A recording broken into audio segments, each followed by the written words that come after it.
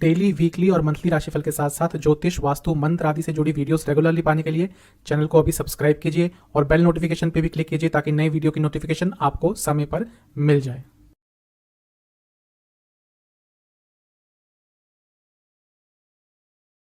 ओम गणेशाय नमः। ओम नमः शिवाय। मैं निखिल ज्योतिषाचार्य आप सभी का मेरे चैनल पे पुनः स्वागत करता हूँ। आशा करता हूँ आप सभी स्वस्थ होंगे। महादेव की कृपा आप सभी पर सदैव बनी रहे। अपनी वीडियो श्रृंखला को आगे बढ़ाते हुए आज हम चलेंगे मकर की तरफ, यानी कि कैप्रिकॉर्न की तरफ। कैसे होते हैं मकर लग्न के जातक या मकर राशि के जातक। आप इस वीडियो को लग्न से देखेंगे तो बेटर रहेगा। यदि लग्न नहीं पता तो इन दैट केस आप राशि से भी इसको ऑब्जर्व कर सकते हैं। क्या इनके पॉजिटिव पॉइंट्स होते हैं, क्या नेगेटिव पॉइंट्स होते हैं, इसके बारे में चर्चा करेंगे। इसके साथ ही जो अप्रैल 2022 में 4 प्रमुख ग्रहों का राशि परिवर्तन हुआ है, राहु, केतु, बृहस्पति और शनि, उसके बारे में भी एक छोटा सा विश्लेषण करेंगे कि आने वाले 5 साल ये जो 4 प्रमुख ग्रह हैं आपकी लाइफ में क्या असर डाल सकते हैं। तो चलते हैं इस राशिफल की तरफ, लेकिन उससे पहले एक बार देख लेते हैं कि मकर लग्न या राशि के जातक कैसे होते हैं। मकर यानी कि कैप्रिकॉर्न, काल चक्र की 10वीं राशि। इनके स्वामी हैं शनि महाराज। तो देखते हैं पहले कि इस लग्न के या इस राशि के जातकों के पॉजिटिव पॉइंट्स क्या होते हैं। सबसे पहला जो एक बहुत पॉजिटिव पॉइंट मुझे इनका लगता है वो है डिसिप्लिन। इन लोगों के अंदर बहुत अच्छा डिसिप्लिन होता है और इनको पसंद भी रहता है डिसिप्लिन में रहना, और इनको वो लोग भी पसंद आते हैं जो डिसिप्लिन होते हैं। ये इनकी क्वालिटी है जो इनको कई जगहों पर मदद करती है, लाइफ में आगे बढ़ने में मदद करती है, कई जगहों पे इनके लिए यूज़फुल होती है। बहुत अच्छा एक इनका पॉइंट होता है। दूसरा, ये स्कॉलर्स होते हैं। स्कॉलर्स मतलब इनको पढ़ने का शौक़ होता है। इनके पास आप बुक्स रखी पाएंगे, इनके पास बुक्स होंगी। इनको आर्टिकल्स पढ़ना अच्छा लगता है, कभी कभी आर्टिकल्स लिखते भी हैं। तो स्कॉलरली क्वालिटीज़ इनके अंदर हमेशा विद्यमान होती हैं। एक और बहुत अच्छी क्वालिटी मैंने इनमें ऑब्जर्व करी है कि इनका कोई भी प्रेफरेंस हो, कोई भी इनकी चॉइस हो, उसमें यूजुअली बहुत क्लियर होते हैं। इनको पता होता है कि इनको क्या चाहिए, इनको पता होता है कि इनको क्या करना है। कई लग्नों में, कई राशियों में इस चीज़ की प्रॉब्लम होती है। जैसे जो द्विस्वभाव की राशियाँ होती हैं 3, 6, 9, 12 कि कभी कभी बहुत कंफ्यूज हो जाती हैं। लेकिन इनके अंदर, यानी कि मकर लग्न के जातकों के अंदर, ये चीज़ मैंने कई बार देखी है कि इनको क्या करना है, क्या चाहिए, पूरा क्लैरिटी इनके मस्तिष्क में होता है। शास्त्रों में लिखा है कि ये फीमेल अटेंशन गेन करते हैं। अब हमारे जितने भी शास्त्र हैं वो पुरुष प्रधान हैं, मतलब कि उसमें पुरुष को ही जातक मान के बोला गया है। तो इसका मतलब ये नहीं कि ये सिर्फ पुरुषों पर लागू होगा, महिलाओं पर भी लागू होगा। इनको एक रिस्पेक्ट मिलती है अपने ऑपोजिट जेंडर से, और कई बार वो जो रिस्पेक्ट है वो अट्रैक्शन में कन्वर्ट हो जाती है। कई बार मैंने देखा है कि इनके जो साथी होते हैं वो इनकी किसी क्वालिटी की पहले रिस्पेक्ट करते हैं और फिर वही चीज़ बढ़ते बढ़ते आकर्षण का रूप ले लेती है और फिर आगे कभी कभी वो इनके जीवन साथी भी बन जाते हैं। एक और बहुत महत्वपूर्ण इनकी क्वालिटी है, बहुत प्रैक्टिकल इनकी अप्रोच होती है लाइफ के हर चीज़ को लेकर। हर चीज़ में प्रैक्टिकल रहते हैं और वो इनको भौतिक सुखों की प्राप्ति भी अवश्य कराती है। ये यदि अपनी लाइफ में पैसा कमाते हैं, सक्सेस कमाते हैं, तो इसी एक क्वालिटी के कारण, बाकी क्वालिटीज़ भी होती हैं लेकिन एक क्वालिटी बहुत महत्वपूर्ण है कि हर चीज़ को प्रैक्टिकल पॉइंट ऑफ व्यू से ये देखते हैं। एक बहुत अच्छी क्वालिटी मैंने इनमें देखी है जो कई लोगों के पास नहीं होती। वो इनकी क्वालिटी नहीं है, खैर इनका एक लक फैक्टर कह लीजिए कि अगर इनके लग्न के स्वामी यानी कि शनिदेव अच्छी तरह से प्लेस्ड हैं तो इनको कोई सर्वेंट होता है, कोई मेड्स होते हैं, वो इनको बहुत अच्छे मिलते हैं। ऐसे मेड्स, ऐसे सर्वेंट्स इनको मिलते हैं जो लाइफ लॉन्ग इनके साथ रहते हैं, इनकी सेवा करते हैं। इवन यदि कोई बिजनेस करते हैं ये लोग, तो जो इनके एम्प्लॉयज़ होते हैं वो भी इनको बहुत अच्छे मिलते हैं। वो भी ऐसे इनको लोग मिलते हैं जो इनको कभी धोखा नहीं देंगे और हमेशा इनके साथ खड़े रहेंगे। कि शनि महाराज के कारण इनको मिलता है। लेकिन अगर शनि महाराज अच्छे नहीं प्लेस्ड इनकी कुंडली में तो चीज़ें उल्टी भी हो जाती हैं। वही जो मेड्स हैं, वही जो एम्प्लॉयज़ हैं इनके, वो इनके खिलाफ भी चले जाते हैं। ये बहुत ही अच्छे मन के होते हैं, काइंड हार्टेड होते हैं, बट शो नहीं करते। इनको पसंद नहीं कि ये जो इनका काइंडनेस है, कोई भी लोग देखें, कोई भी लोग उसको पहचानें। ये अपने इमोशंस शो नहीं करते, बहुत ही रेयरली आप इनको देखेंगे कि अपने इमोशंस ये एक्सप्रेस कर रहे हैं। हमेशा एक स्ट्रेट फेस बना के रखते हैं। जैसे जो लोग ताश खेलते हैं उनको पता होगा कि पोकर का गेम होता है, उसमें तो जो पोकर फेस होता है कि हाँ, किसी को पता नहीं लगने देना कि मन में क्या चल रहा है, वैसा ये यूजुअली बना के रखते हैं अपने आप को, अपने एक्सप्रेशंस को, मतलब कि अपने भावों को ये एक्सप्रेस नहीं करने होने देते, क्योंकि इनमें हमेशा ये डर रहता है कि इनके इमोशंस का कोई मिसयूज़ करेगा। ये इनमें जो एक डर है ये हमेशा से विद्यमान रहता है। फैमिली ओरिएंटेड होते हैं, अपनी फैमिली की चिंता करते हैं, उनके रखरखाव के लिए, उनकी देखभाल के लिए हर पॉसिबल चीज़, बल्कि अपनी क्षमता से बढ़कर भी ये कई चीज़ें ऐसी करते हैं। एक बहुत अच्छी क्वालिटी इनकी है, ये अपनी खुशियों के बारे में भी सोचते हैं।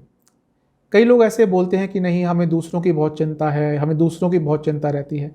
जो ऐसे लोग होते हैं वो कई जगह धोखा खाते हैं।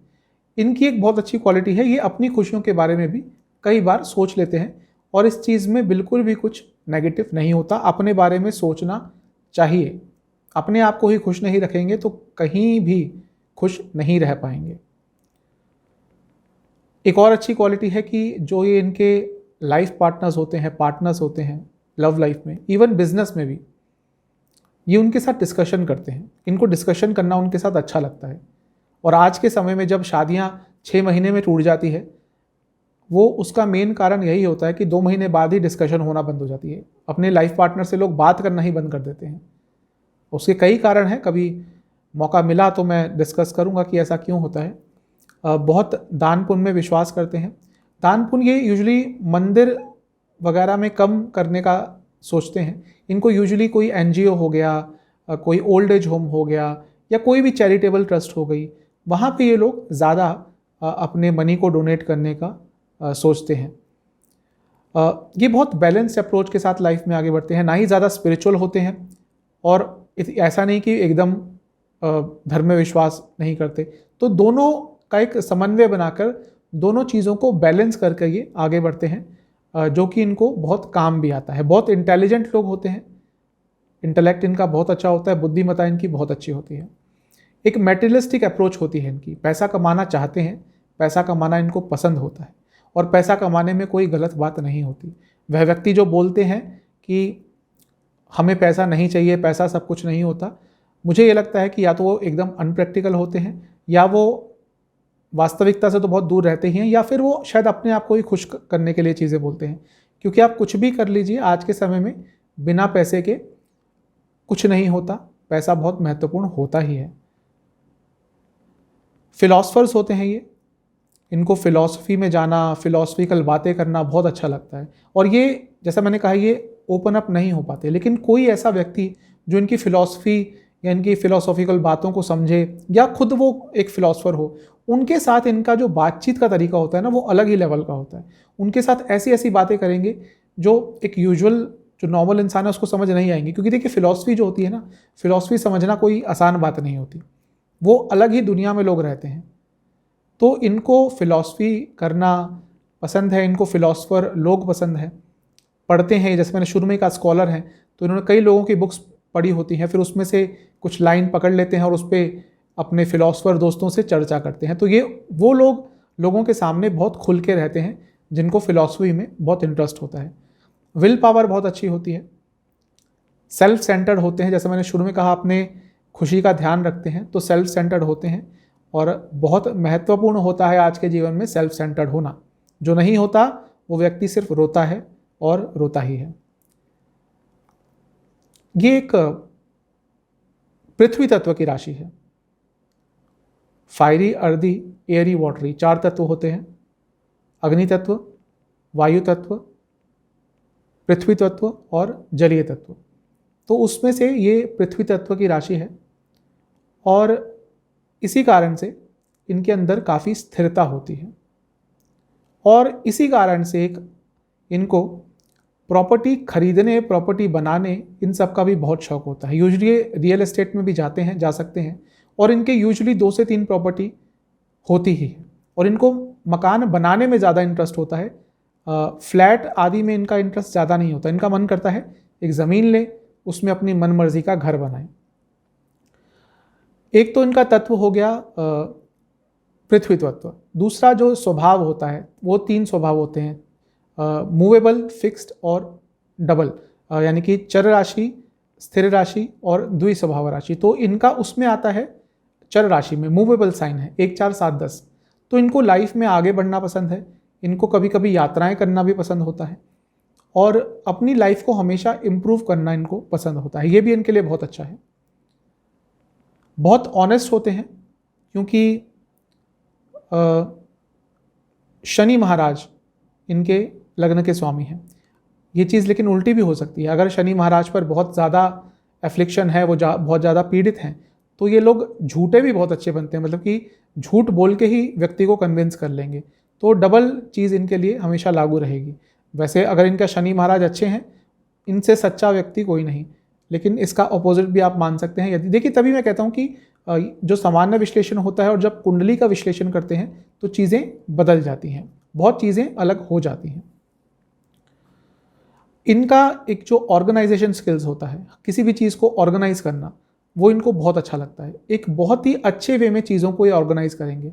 आप कोई कॉम्प्लिकेटेड काम इनको दे दीजिए, ये पूरा उसको हर चीज़ को समझकर पेन पेपर लेकर हर चीज़ के पॉइंट्स बनाएंगे और उसको ऑर्गेनाइज कर देंगे। ये इनकी बहुत अच्छी क्वालिटी होती है। ये तभी कभी कभी बहुत अच्छे क्लरिकल स्टाफ या कुछ ऐसा काम जहाँ पे रिटर्न वर्क बहुत होता है, चीज़ों को ऑर्गेनाइज करना होता है, ये बहुत अच्छे बनते हैं। इनके अंदर धैर्य की क्षमता होता है। धैर्य से ज़्यादा ये टॉलरेट कर लेते हैं लोगों को। कई लोगों को ये टॉलरेट कर लेते हैं, तभी उनके साथ आगे बढ़ पाते हैं, जो क्षमता कई लोगों में बहुत आज के समय में कम हो गई है, लेकिन इनके अंदर ये क्षमता विद्यमान होती है। बहुत हार्ड वर्किंग होते हैं।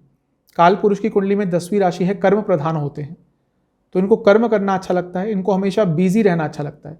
ये चाहते हैं कि कुछ ना कुछ करते रहें और ये खाली बैठना पसंद भी नहीं करते। कोई मकर लग्न का व्यक्ति आपके आसपास होगा तो देखिएगा कुछ ना कुछ उसको करना पसंद ही आएगा, कुछ ना कुछ वो करते ही रहेंगे।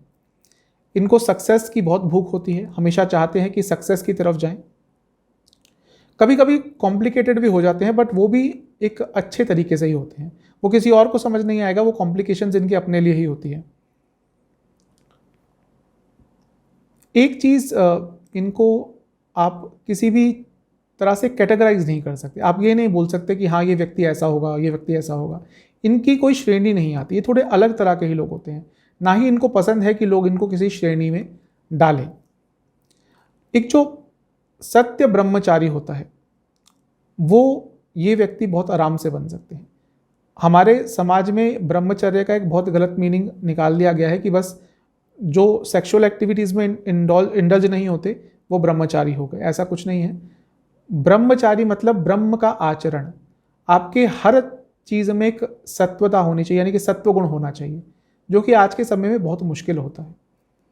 ये नहीं कि आपने एक चीज़ नहीं करी और ब्रह्मचारी हो गए, ऐसा नहीं है। ब्रह्म का आचरण ही सत्य ब्रह्मचारी होता है और वो अटेन करना मुश्किल होता है, लेकिन यदि कोई कर सकता है तो मकर लग्न के जातक बहुत आराम से वो चीज़ कर सकते हैं।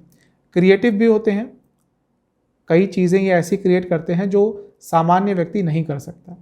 और एक और जो मेरे को इनकी बहुत अच्छी क्वालिटी लगती है वो है ये ट्रस्ट वर्दी होते हैं। आप इन पे विश्वास कर सकते हैं। धोखा देना इनको पसंद नहीं होता, लेकिन जैसा मैंने पहले भी बताया ये ऑनेस्ट तो होते हैं, लेकिन अगर शनि महाराज इनके थोड़े से ख़राब हैं तो फिर ये धोखा दे भी सकते हैं। तो ये चीज़ों को थोड़ा कंसीडर करना चाहिए। अब मकर लग्न के जातकों के कुछ नेगेटिव पॉइंट्स देख लेते हैं। सबसे पहला तो मैं इसको इनका नेगेटिव पॉइंट नहीं कहूँगा, लेकिन एक चीज़ है जिसके कारण ये सफ़र करते हैं, वह ये कि यदि इनको बचपन में प्यार नहीं मिलता माँ बाप द्वारा, घर के सदस्यों के द्वारा, तो ये बहुत सारे कॉम्प्लेक्सेस अपनी लाइफ में क्रिएट कर लेते हैं। जैसे इन्फीरियरिटी कॉम्प्लेक्स हो गया, इस तरह के कॉम्प्लेक्सेस इनमें आ जाते हैं। तो यदि आपके घर में कोई मकर लग्न का बच्चा है, उसको भरपूर प्यार दीजिए, उसको सिक्योर फील कराइए। अगर इनमें इनसिक्योरिटीज़ बचपन में ही आ गई तो वो लाइफ लॉन्ग रहती है और इनको आगे बढ़ने से रोकती है। ये थोड़े से नॉन ट्रेडिशनल होते हैं, थोड़े से अनकन्वेंशनल होते हैं। इनको समझना, इनकी हरकतों को, इनके हाव भाव को, इनकी बातों को समझना थोड़ा मुश्किल होता है। अपनी तरफ से ये बुरा नहीं चाहते किसी का, लेकिन जैसा मैंने कहा कि बहुत डिसिप्लिन्ड होते हैं। आज के समाज में ऐसा एक माहौल सा हो गया कि आप डिसिप्लिन हैं तो आप अच्छे नहीं हैं, आप कूल नहीं हैं, जो आज के टीनेजर्स की भाषा में बताया जाए तो आप कूल नहीं हैं। तो क्योंकि ये थोड़े अनट्रेडिशनल भी होते हैं, अनकन्वेंशनल भी होते हैं, तो उसके कारण भी इनको कई जगह पे प्रॉब्लम्स फेस करनी पड़ती है। एक चीज़ जो मैंने इनके लाइफ में बहुत जगह पाई है कि इनको अपने पुराने जन्मों के पाप भुगतने ही पड़ते हैं। ऐसा क्यों?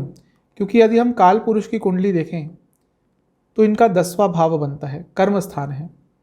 अलग अलग जो कर्म बताए गए हैं, प्रारब्ध कर्म आदि, संचित कर्म आदि, जो भी इनके पुराने जीवन के कर्म हैं, बुरे कर्म हैं, वो इनको भुगतने ही पड़ते हैं। ऐसा स्पेशली तब होता है यदि इनके बृहस्पति अच्छी तरह से प्लेस नहीं है, बृहस्पति दूषित है। दूसरा, यदि इनके केतु यदि 12वें में है, यदि 10वें में है, यदि चौथे में है, यदि लग्न में है, यदि अष्टम में है, तो इनको लाइफ में बहुत प्रॉब्लम्स आती है। क्योंकि ये जो दोनों ग्रह हैं एक तरह से आपके पिछले जन्म के कर्मों को बहुत डिफाइन करते हैं। डिफाइन मतलब उसके रिजल्ट किस तरह से होंगे वो देने में एक तरह से हेल्प करते हैं। तो यदि ये जो दो ग्रह हैं ये अच्छी तरह से प्लेस नहीं है तो इनको अपने पुराने जीवन के कई पाप भोगने पड़ते हैं इस जीवन में, और वो कितनी भी अनुष्ठान करा लें वो चीज़ों से बच नहीं पाते। कई ऐसे जातक होते हैं जो कुछ अनुष्ठान करा लें तो उनके कई चीज़ें ठीक हो जाती हैं, लेकिन इस लग्न में मैंने देखा है कि थोड़ी ये बहुत प्रॉब्लम आती है यदि इनके पुराने जन्म के जो नेगेटिव कर्म है वो इनको इन दो ग्रहों के द्वारा मिलना शुरू हो जाएं तो अपने आप को एक्सप्रेस नहीं कर पाते। ये इनकी एक कमज़ोरी भी हो जाती है।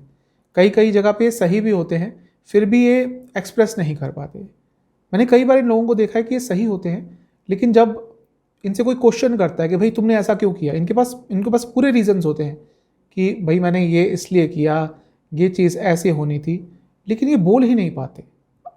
तो उसके कारण भी ये कई जगह प्रॉब्लम्स फेस करते हैं। मैरिड लाइफ में इनके जो फिज़िकल इंटीमेसी होती है वो लैक करती है। कई बार कुछ समय बाद ही ये चीज़ बहुत रेलेवेंट हो जाती है। जो एक फ़िज़िकल इंटीमेसी चाहिए होती है वो उसकी बहुत कमी हो जाती है। ये बहुत जल्दी डिप्रेस्ड हो जाते हैं। शनि की राशि है तो अगर इनका चंद्रमा भी दूषित है तो ये बहुत जल्दी डिप्रेस्ड हो जाते हैं। एक और चीज़ जो इनको बहुत ट्रबल करती है वो इनमें ईगो, अहम कूट कूट कर भरा होता है, और उसके कारण पर्सनल लाइफ में, प्रोफेशनल लाइफ में ये कभी कभी अपने लिए प्रॉब्लम्स क्रिएट खुद ही कर लेते हैं। अब मैंने शुरू में बताया था कि ये अर्दी साइन है, स्टेबिलिटी लाता है। ये एक मूवेबल साइन है जो इनको आगे बढ़ने पर प्रेरित करता है। लेकिन अगर आप देखें तो ये दोनों जो चीज़ें हैं, जो एक तत्व है, एक स्वभाव है, वो इनके अंदर कभी कभी कन्फ्यूजन भी क्रिएट करता है। कभी कभी कोई अपने लाइफ के बहुत बड़े निर्णय लेने में इनको बहुत कन्फ्यूजन हो जाती है। ये आगे बढ़ ही नहीं पाते क्योंकि वो बड़ा निर्णय ये ले ही नहीं पाते सही समय पर।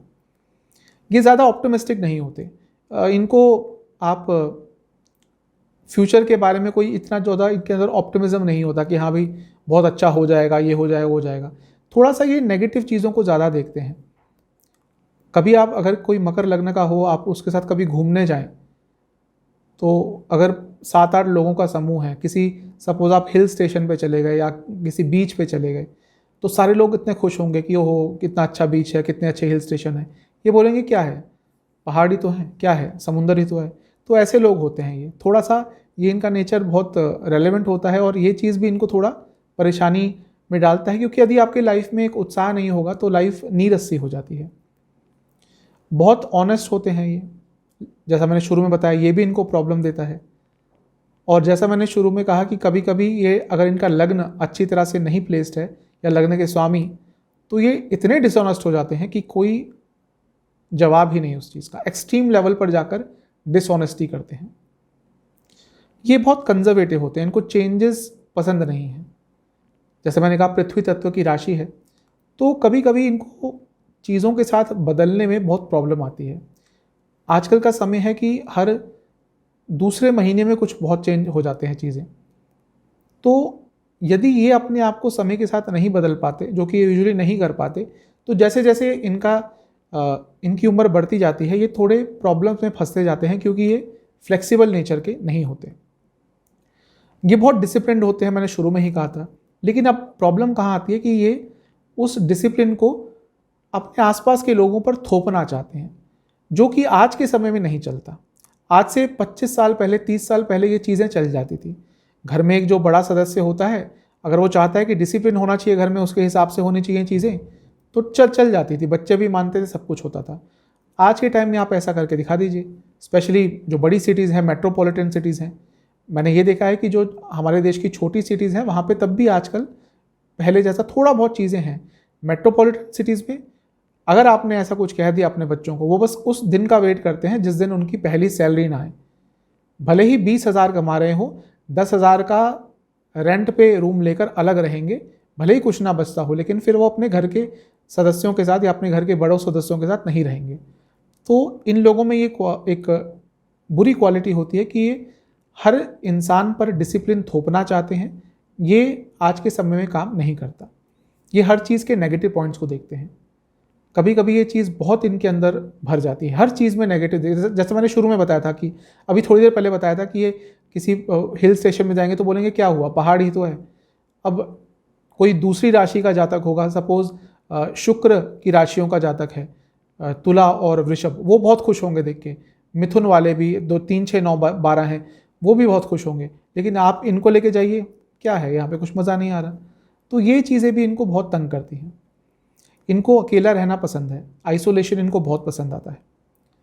कभी कभी ये बहुत अनसोशल हो जाते हैं, और जब उस जोन में चले जाते हैं वहाँ से इनको निकालना बहुत मुश्किल होता है। इनको शक बहुत होता है, शक की मिजाज होता है इनका, हर चीज़ पर शक करेंगे। उसके कारण इनके कई लोगों से रिश्ते में प्रॉब्लम आती है। एक क्वालिटी जो मैंने सब मकर लग्न के जातकों में तो नहीं, लेकिन अधिकतम में देखी है, इनको यदि कोई सनक चढ़ जाती है कि भाई मुझे ये चीज़ करनी ही है, फिर इनका पूरा व्यक्तित्व ही बदल जाता है। ये ऐसे सनकी हो जाते हैं उस समय कि इनको समझना बहुत मुश्किल हो जाता है। कई जगह बहुत स्टबन हो जाते हैं। और एक जो इनका व्यक्तित्व है, एक पॉइंट है इनका जो बहुत अलग है। वैसे इनकी लाइफ बहुत डिसिप्लिन होती है, लेकिन अपनी लाइफ के किसी एक इम्पॉर्टेंट फैक्टर को लेकर ये हमेशा बहुत लापरवाह रहते हैं। वो पैसा हो गया, वो हेल्थ हो गई, वो मैरिड लाइफ हो गई, बच्चे हो गए, किसी ना किसी एक चीज़ को लेकर ये बहुत लापरवाह होते हैं। बाकी सब इनका डिसिप्लिन रहेगा, लेकिन किसी ना किसी एक चीज़ को लेकर बहुत लापरवाह रहेंगे। अगर इनके कोई बहुत इंपॉर्टेंट ईयर्स लाइफ में होते हैं तो वो होते हैं, एक तो इनका 10 से 13, ये जो अर्ली एज होती है ये बहुत महत्वपूर्ण होती है। यहाँ पे इनके लाइफ में कुछ बहुत इवेंटफुल होता है। दूसरा 17 से 23, यहाँ पे कुछ बहुत ही ज़्यादा इम्पॉर्टेंट इनकी लाइफ में होता है। यदि इनकी दशा उस समय अच्छी आ गई, गोचर अच्छे आ गए, कुंडली अच्छी है, तो ये इस समय में बहुत आगे बढ़ सकते हैं। उसके बाद इनको थोड़ा लेटर लाइफ में जाकर सक्सेस मिलती है। एक पॉइंट आएगा 29 से लेकर 33 तक, फिर अगर उस समय भी कुछ नहीं हुआ, फिर लेटर ऑन लाइफ 38 के बाद इनको थोड़ी सक्सेस अच्छी मिलनी शुरू होती है। तो ये थे पॉजिटिव नेगेटिव पॉइंट्स। अब देखते हैं कि 4 ग्रहों का राशि परिवर्तन क्या प्रभाव डालेगा। आप देखते हैं जो 4 प्रमुख ग्रहों का राशि परिवर्तन हुआ है अप्रैल में, राहु, केतु, बृहस्पति, शनि महाराज, इनका क्या प्रभाव रहेगा आने वाले 5 सालों पर, एक संक्षिप्त सा विश्लेषण होगा। शुरू करेंगे देवगुरु बृहस्पति के साथ। इस समय बृहस्पति आपके 3रे भाव में है और अगले 5 साल 3रे से लेकर 7वें भाव तक गोचर करेंगे। अभी क्योंकि 3रे भाव में है, अपनी राशि में है, तो ये समय अच्छा है आपके लिए। साहसपूर्ण रहेंगे आप, अपने कई रुके हुए कार्य पूरे करने में सामर्थ्य रहेंगे। जिनकी शादी नहीं हो रही थी, शादी के लिए बहुत अच्छा साल है आपका ये, शादी के योग अपने आप बनेंगे। और बिजनेस जो लोग करते हैं उनके लिए भी ये साल बहुत महत्वपूर्ण है। आपके भाई बहनों के लिए अच्छा साल है, आपके अपने भाई बहनों से संबंध सुधरेंगे। आप यदि अपने भाई बहनों के साथ मिलकर कोई बिजनेस करना चाहते हैं तो उस चीज़ के लिए भी जो 1 साल है, अगले साल के मध्य तक, जब बृहस्पति यहाँ पे ही रहेंगे जब तक, तो ये बहुत महत्वपूर्ण समय है आपके लिए। आपकी कई इच्छाएं पूरी होंगी, भाग्य का साथ मिलेगा। बृहस्पति आपके लिए यहाँ पे कुछ अच्छे फल अवश्य देंगे। उसके बाद 23 से 24 बृहस्पति आपके 4थे भाव में आ जाएंगे। ये समय होगा प्रॉपर्टी लेने का, ये समय होगा मनचाही गाड़ी लेने का, ये समय होगा अपनी फैमिली लाइफ को बेटर करने का। बहुत अच्छा समय होगा ये भी। जो लोग देश से बाहर जाना चाहते थे उनके लिए ये साल बहुत अच्छा रहेगा। वो भले एजुकेशन के लिए हो या इवन आप देश से बाहर सेटल भी होना चाहते हो, उसके लिए भी ये साल बहुत अच्छा रहेगा।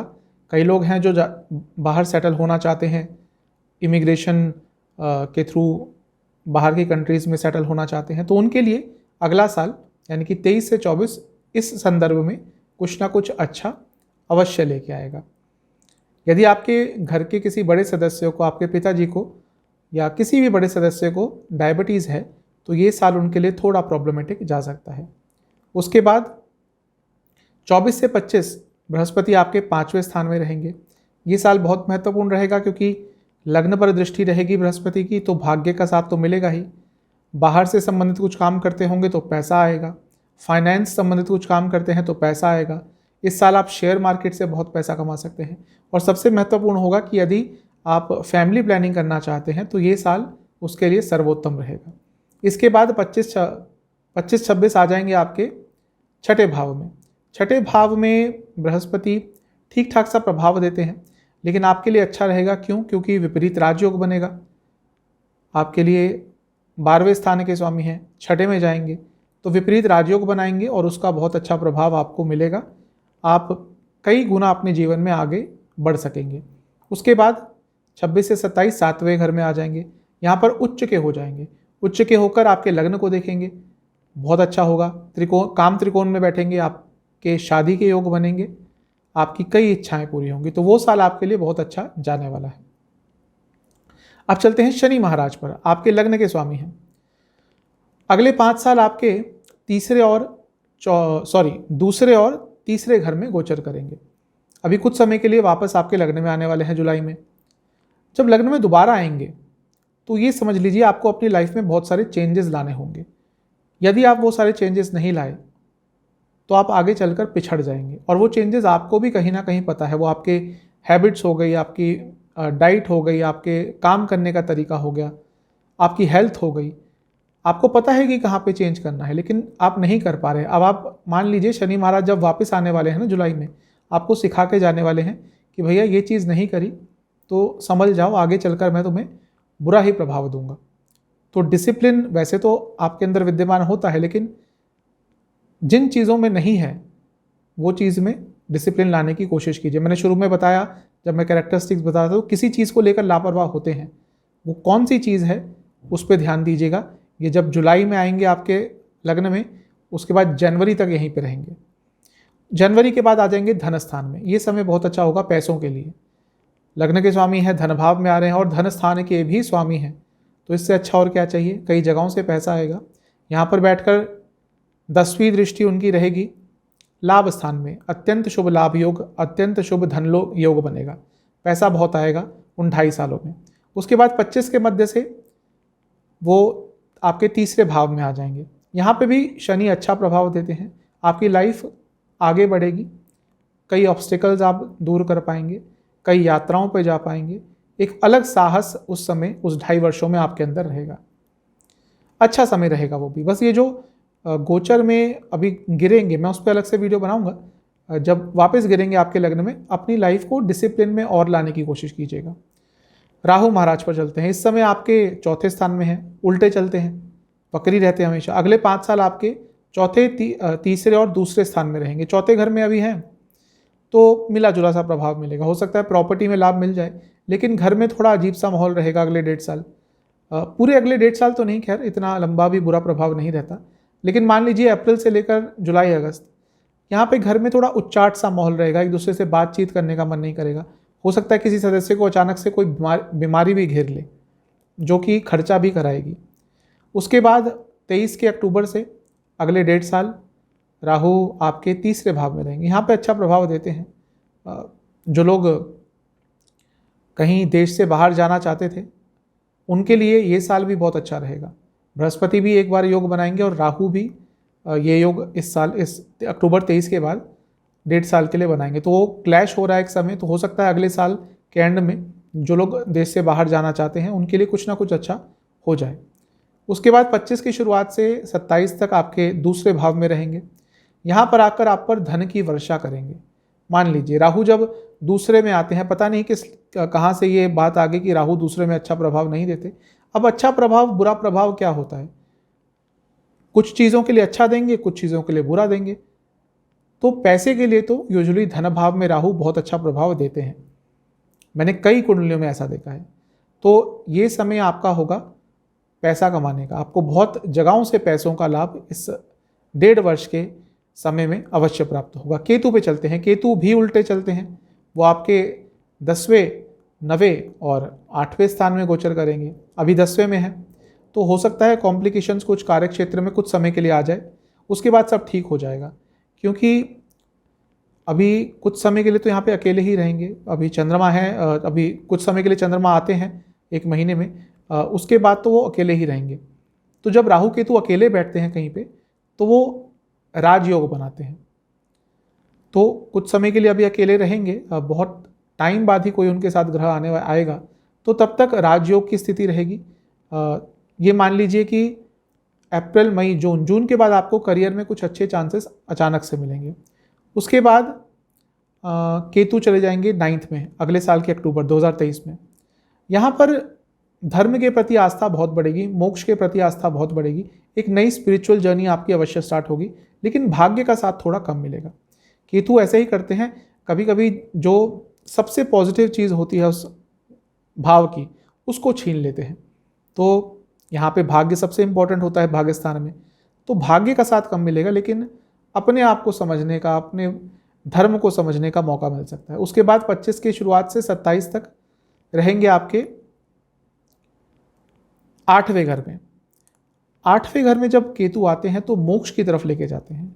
12वां स्थान भी मोक्ष का स्थान है, लेकिन लोग भूल जाते हैं कि 8वां स्थान भी मोक्ष का स्थान है।